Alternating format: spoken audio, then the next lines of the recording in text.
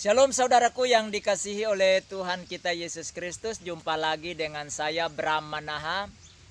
Kali ini kita akan membahas sebuah topik, yakni kuasa persekutuan.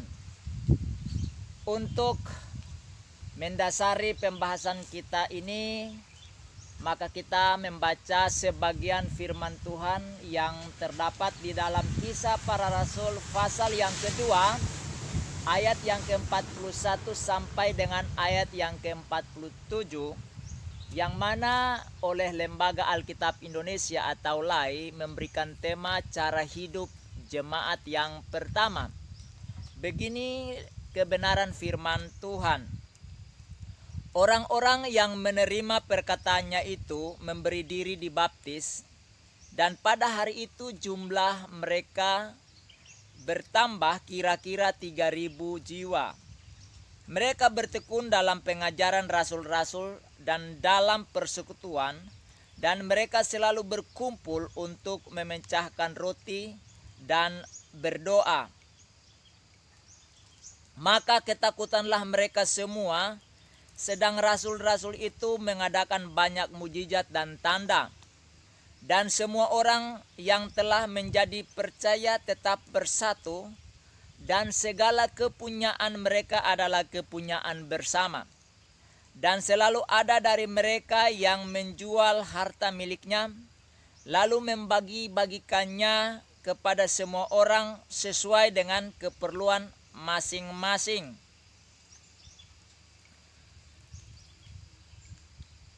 Dengan bertekun dan dengan sehati mereka berkumpul tiap-tiap hari dalam bait Allah. Mereka memecahkan roti di rumah masing-masing secara bergilir dan makan bersama-sama dengan gembira dan dengan tulus hati, sambil memuji Allah, dan mereka disukai semua orang. Dan tiap-tiap hari Tuhan menambahkan jumlah mereka dengan orang yang diselamatkan. Saudara, pertanyaannya bagi kita adalah, persekutuan yang bagaimana yang memiliki kuasa atau power atau pengaruh dimanapun persekutuan atau perkumpulan itu berada. Persekutuan yang memiliki kuasa atau power atau yang menarik berdasarkan kebenaran firman Tuhan yang baru saja kita baca di dalam Kisah Para Rasul pasal yang kedua, ayat yang ke-41 sampai dengan 47 ini, paling tidak ada 3 faktor penting yang menyebabkan sebuah persekutuan itu punya kuasa atau power atau pengaruh. Yang pertama, yaitu persekutuan yang memiliki ketekunan dalam firman Allah, atau dengan kata lain, tekun dalam firman Allah. Mari kita perhatikan ungkapan mereka bertekun dalam pengajaran rasul-rasul. Tekun artinya secara kontinu, terus menerus, tiada henti-hentinya, tidak ada jeda untuk tidak tekun di dalam pengajaran rasul-rasul. Lalu pertanyaannya adalah, pengajaran rasul-rasul yang mana dan yang bagaimana yang ditekuni oleh orang-orang yang baru menerima pengajaran yang disampaikan oleh Rasul Petrus ketika dia berkhotbah di Serambi Salomo di bait Allah. Ketika kita memperhatikan, konteksnya adalah Petrus itu menguraikan tentang nubuatan-nubuatan di dalam perjanjian lama tentang datangnya Sang Mesias atau Sang Juru Selamat atau Yesus Kristus. Dan tentu Tuhan juga ingin melalui rasul-rasul ini mengajarkan apa yang diajarkan oleh Yesus Kristus ketika ada di dalam dunia dalam mengajar dalam kurun waktu 3,5 tahun bersama para rasul. Ajaran-ajaran inilah yang ditekuni oleh orang-orang percaya pada abad pertama, yaitu jemaat mula-mula atau jemaat pertama. Di dalam 1 Timotius pasal yang keempat ayat 13 yang bunyinya, sementara itu sampai aku datang, bertekunlah dalam membaca kitab-kitab suci, dalam membangun dan dalam mengajar. Jadi apa yang dikatakan di dalam Kisah Para Rasul pasal yang kedua ayatnya yang ke-42 bagian pertama ini dijelaskan oleh Rasul Paulus tentang bertekun di dalam membaca kitab-kitab suci. Di dalam tulisan Rasul Paulus kepada anak rohaninya, yaitu Timotius yang masih muda belia, namun telah dipercayakan menjadi seorang gembala sidang pada masa mudanya. Dan Rasul Paulus di dalam perjalanannya menuju tempat pelayanan Timotius, dia berpesan melalui tulisannya bahwa sebelum ia tiba, baiklah jemaat mula-mula bersama-sama dengan Timotius itu bertekun di dalam membaca kitab-kitab suci. Kitab-kitab suci yang dimaksud adalah tentu Kejadian sampai dengan kitab Maleakhi, karena kitab Perjanjian Baru masih di dalam taraf penulisan, termasuk kitab yang ditulis oleh Rasul Paulus. Nah, saudaraku yang dikasihi oleh Tuhan Yesus Kristus, jika kita memperhatikan jauh sebelum Tuhan Yesus hadir di tengah dunia, rasul-rasul ini sudah menyampaikan apa yang disampaikan oleh pemazmur pada masa lampau, yaitu Mazmur pasal yang pertama ayat yang kedua yang bunyinya, tetapi kesukaannya ialah Taurat Tuhan, dan yang merenungkan Taurat itu siang dan malam. Jadi jemaat yang berkumpul dalam suatu persekutuan yang punya power, ketika mereka tekun di dalam firman Allah, sama dengan tekun di dalam membaca kitab-kitab suci. Begitu juga yang kesukaannya, kegemarannya adalah firman Allah atau Taurat Tuhan, dan yang merenungkan Taurat itu siang maupun malam. Artinya tidak ada jeda waktu di mana orang-orang yang berkecimpung dalam persekutuan itu tidak hidup di dalam firman Tuhan atau merenungkan firman Tuhan. Hal ini pun diungkapkan sebenarnya oleh Tuhan Yesus di dalam Yohanes pasal 15 ayat 7 yang bunyinya, jikalau kamu tinggal di dalam aku dan firmanku tinggal di dalam kamu, mintalah apa saja yang kamu kehendaki dan kamu akan menerimanya. Jadi bertekun di dalam firman Allah sama dengan tinggal di dalam firman Allah, sebagaimana ungkapan Tuhan Yesus. Tidaklah mungkin orang bertekun di dalam firman Allah kalau tidak membaca firman Allah dan tidak tinggal di dalam firman Allah. Itu sesuatu yang mustahil dilakukan. Saudaraku yang dikasihi oleh Tuhan Yesus Kristus. Yang kedua, bagaimana sebuah persekutuan atau perkumpulan memiliki power atau punya kuasa. Yang kedua adalah tekun dalam berfellowship. Hal ini diungkapkan di dalam ayat yang ke-42 dan ayat yang ke-46, di mana ada kalimat yang mengatakan mereka bertekun dalam persekutuan. Di situ kita melihat ada 2 poin, yaitu selalu berkumpul untuk memecahkan roti. Jadi berbicara soal makan bersama. Dan juga selalu berkumpul untuk berdoa. Jadi di dalam fellowship ini selain makan bersama, tetapi juga ada doa-doa yang mereka panjatkan. Hal ini jauh sebelumnya, ratusan tahun sebelum Kristus maupun rasul-rasul hidup.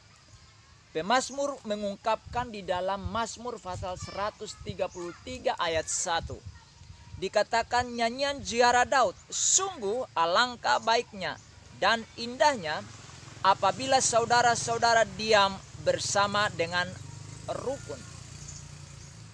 Jadi sebuah persekutuan bila hidup di dalam kerukunan merupakan sesuatu yang indah dan baik menurut pandangan Tuhan yang diungkapkan oleh penyair kitab Mazmur. Hal yang senada diungkapkan oleh Rasul Paulus di dalam 1 Korintus pasal 1 ayat 10 yang bunyinya, tetapi aku menasihatkan kamu saudara-saudara demi nama Tuhan kita Yesus Kristus, supaya kamu seia sekata dan jangan ada perpecahan di antara kamu, tetapi sebaliknya supaya kamu erat bersatu dan sehati sepikir. Kita memperhatikan di sini bahwa sebuah perkumpulan yang punya kuasa di mana mereka selalu bersatu. Dengan hidup rukun yang merupakan sesuatu yang baik dan indah, akan mencegah dari yang namanya perpecahan. Inilah yang memiliki daya pikat atau kuasa atau power yang menyebabkan orang lain simpatik dan mau bergabung di dalam persekutuan itu. Dan yang ketiga, sebuah perkumpulan akan memiliki power atau kuasa, yakni tekun dalam berbagi. Di dalam ayat yang ke-44 dan ayat yang ke-46. Di sana kita melihat ada kalimat segala kepunyaan mereka adalah kepunyaan bersama di dalam ayat yang ke-44. Ada dari mereka menjual harta miliknya, membagi-bagikannya kepada semua orang sesuai keperluan masing-masing di dalam ayat yang ke-45. Dan memecahkan roti masing-masing secara bergilir dari rumah ke rumah ayat 46. Jadi saudaraku yang dikasihi oleh Tuhan Yesus Kristus, sebuah perkumpulan atau sebuah persekutuan akan memiliki power atau memiliki kekuatan, memiliki kuasa, memiliki daya tarik jikalau persekutuan itu memiliki karakteristik yang suka berbagi satu dengan yang lain di dalam kelompok. Ini tentu mempunyai daya tarik tersendiri untuk orang bisa berkumpul di dalam perkumpulan atau persekutuan tersebut. Lalu pertanyaannya, di manakah mereka melakukan hal itu? Baik tekun dalam firman Allah, fellowship, dan berbagi. Di dalam pembacaan kita ada 2 alokasi tempat yang bisa merealisasikan hal tersebut. Yang pertama adalah di Bait Allah, ayat yang ke-46. Kalau ditarik pada zaman ini maka tentu di dalam tempat-tempat ibadah seperti gedung gereja dan gedung-gedung yang disepakati bersama. Yang kedua adalah dari rumah ke rumah. Misalnya seperti kebaktian keluarga, kebaktian kaum muda, kaum remaja, kaum bapa, kaum manula, dan seterusnya, dan lain-lain. Di dalam ayatnya yang ke-46. Lalu apa dampak atau power yang ditimbulkan dengan semua hal itu? Di dalam pembacaan kita khususnya ayat yang ke-47 dengan jelas mengatakan mereka disukai semua orang. Jadi bila itu dilakukan maka tentu mempunyai daya tarik, yaitu disukai oleh semua orang. Kalau sudah disukai oleh semua orang, maka orang akan dengan sendirinya bergabung. Dan yang kedua, dikatakan bahwa kuantitas ditambahkan Tuhan tiap-tiap hari. Jadi Tuhan yang menambahkan jumlah mereka. Bukan orang-orang itu yang menambah jumlah mereka, tapi Tuhan. Artinya Tuhan bekerja di dalam 3 hal tersebut untuk menarik orang datang kepada perkumpulan tersebut. Saudaraku yang dikasihi oleh Tuhan, demikianlah penjelasan saya tentang kuasa persekutuan yang termaktub di dalam Kisah Para Rasul pasal 2 ayat 41 sampai dengan ayat yang ke-47. Kiranya penguraian atau penjelasan ini menjadi berkat bagi saudara yang menyaksikan video ini. Terima kasih kepada Anda yang sudah menyaksikan video ini sampai selesai. Jangan lupa untuk like dan subscribe. Kemudian komen di kolom komentar. Serta share kepada teman-teman saudara melalui media yang tersedia. Dan juga bunyikan lonceng notifikasinya. Dengan demikian Anda telah membantu orang lain untuk boleh menyaksikan video ini, sehingga mereka pun diberkati oleh Tuhan kita Yesus Kristus oleh kuasa Roh Kudus. Sampai jumpa pada pertemuan yang lain, dan jangan lupa nomor handphone saya yang saya cantumkan di bawah tema video ini maupun di dalam video ini. Silahkan Anda hubungi saya. Mungkin Anda mau bertanya atau berdiskusi atau sekedar ingin berdebat.